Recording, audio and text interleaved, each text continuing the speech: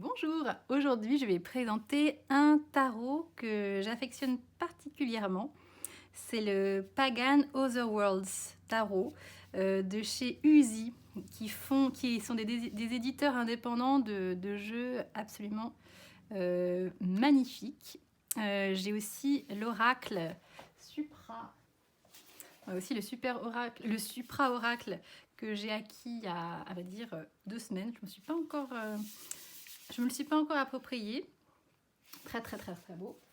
Et donc le Pagan Otherworlds est basé sur des personnages plutôt païens, un peu primitifs. Moi ça me fait beaucoup penser à des cultures anciennes qu'on retrouve encore dans les montagnes suisses avec les, les beaux pas beaux, des personnages autour de Nouvel An qui sont habillés de feuilles, de fourrure et de paille. Il y a tout un livre qui a été réalisé par Charles Frégé, qui est un photographe qui a fait plusieurs livres autour des cultures traditionnelles et un peu primitives du monde entier qui ont survécu aujourd'hui. Et les photos sont très très très très belles. Je ne l'ai pas sous la main le livre, mais je vous donnerai les références. Alors, je vous présente le tarot. Qui est réalisé dans des très belles cartes qui glissent énormément, comme celui du carnaval à la fin du monde. C'est vraiment le même type de... Alors on a même tendance parfois à... Ça peut s'étaler d'un coup si on les tient pas suffisamment en main. Ah, oups, voilà, par exemple. Quand ça saute, ça se répand facilement dans tous les sens. Mais au moins, c'est assez facile à brasser si on reste un peu concentré. Voilà. Alors, du coup, comme je vous disais, les personnages ont un aspect à la fois classique, un peu ancien, et en même temps, c'est une réinterprétation contemporaine que je trouve très très beau. Alors, je recommande aussi d'acheter le livre, je viens de l'acheter. Le tarot, je l'ai acheté l'année dernière. Le livre était sold out. Il a été réimprimé et je l'ai pris parce que je trouve qu'il y a une poésie, un mystère dans ces cartes, dans la façon dont les décors, les pierres sont disposées, qui m'a fait penser que ce serait certainement intéressant d'avoir un petit complément avec le livre. Et voilà, je me suis dit qu'il y aurait sûrement une interprétation intéressante. Je n'ai pas encore tout regardé, mais j'ai hâte, je vais le faire petit à petit. Parce que j'ai acquis, je me suis fait beaucoup d'autocadeaux pour Noël. Alors, je vais juste faire un petit flip through. Si elles ne sont pas toutes à l'envers. Les deniers sont très très jolis. Et il y a dans chaque carte, il y a un petit détail. Là, il y a une clé, par exemple au sol, un arbre dans le lointain qui ressemble à un rocher. Il y a un coffre en fait sur le coin contre de la pierre, une pierre qui ressemble à un tronc fossilisé. Enfin, voilà, il y a plein de petits détails qu'on peut utiliser dans l'interprétation également. Je ne vais pas rentrer dans les détails, mais le magicien, ouais, c'est vraiment un personnage inspiré de coutumes primitives, un peu de la forêt ou des montagnes. Et ce qui a été rajouté sont les différentes phases de la lune. Hop. Les bâtons, le roi de coupe. Ouais, elles ont des petites paillettes. Je trouve ça assez joli.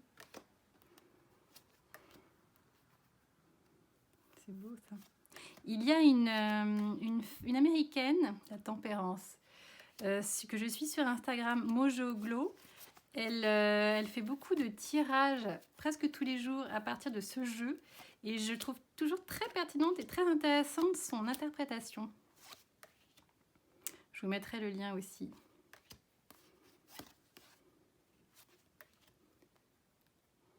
Le pendu. Je trouve qu'il y a une sorte de douceur et de force qui émane de ces cartes qui ont une beauté Une beauté antique, comme ça, quelque chose de... Ça, c'est une carte aussi supplémentaire. La mort.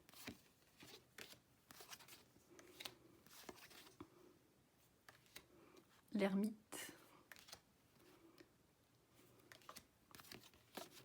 Ouais, ils ont une forme de, je sais pas, de délicatesse et de poésie. Et en même temps, quelque chose un peu brut. Je trouve ça un peu minéral et végétal, j'adore. La tour.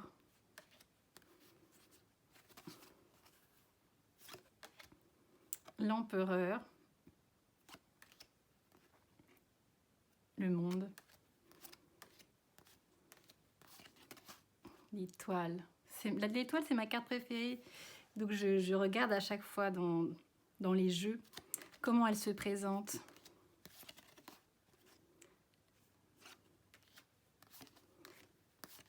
C'est assez proche du Rider-Waite malgré tout. La coupe sur une feuille de nénuphar qui sort de l'eau, d'un lac.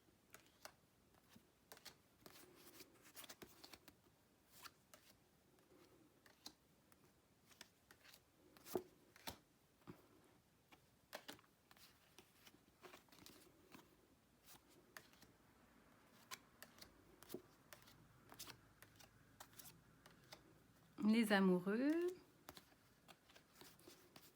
Hop. Elle est belle cette reine de pentacle aussi.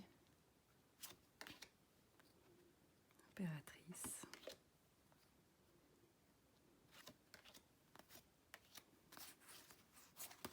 Le soleil.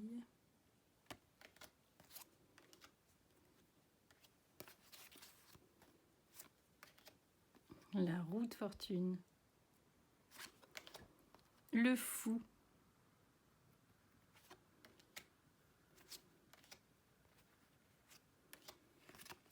Et voilà.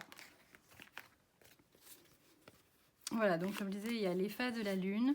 Et puis un personnage qui est une sorte d'alchimiste. C'est d'après une gravure de Dürer.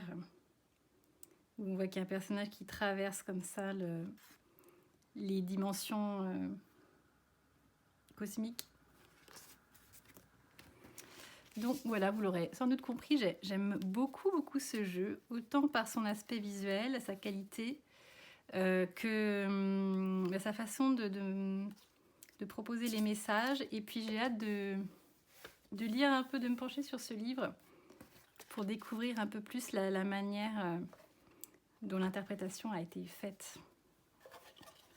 Voilà, et bien j'espère que ce jeu vous a intéressé. Je pense qu'il est en vente chez Uzi, mais je pense qu'il est réédité de toute façon. Donc Uzi a un site, et puis après il y a des distributeurs, je crois, en France, peut-être chez Roi de Coupe par exemple. Voilà, c'est en tout cas un jeu indépendant. Comme je disais, j'ai surtout des jeux d'artistes ou des jeux de créateurs indépendants, et je serais ravie de vous les montrer. Bonne fin de journée, à bientôt. Ceux qui se demandent ce que c'est cette petite boule blanche sur la petite tasse, en fait c'est une sucrerie japonaise qu'on trouve au Japon, on la trouve souvent en verre. Ça s'achète chez Muji, et quand on croque dedans, il y a une fraise déshydratée à l'intérieur. C'est trop bon.